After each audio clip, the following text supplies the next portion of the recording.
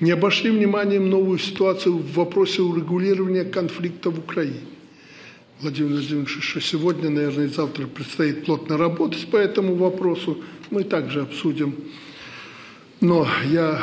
перспективы, но я уже общаюсь с журналистами, говорил, и вот перед Владимиром Владимировичем хочу сказать, что нам особо на что-то рассчитывать великое не надо в этой ситуации, надо верить фактам.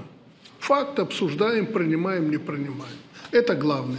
А разного рода заявления, обещания – это пока заявления и обещания. Президент России как-то сказал, я пробую перевести на мирную гражданскую почву, как-то сказал, что мы готовы с Украиной договариваться, но я хочу, чтобы, это я вас цитирую, я хочу, чтобы все понимали, и украинцы, что мы к переговорам возвращаемся спустя 3 года, когда начали их, с учетом ситуации на земле.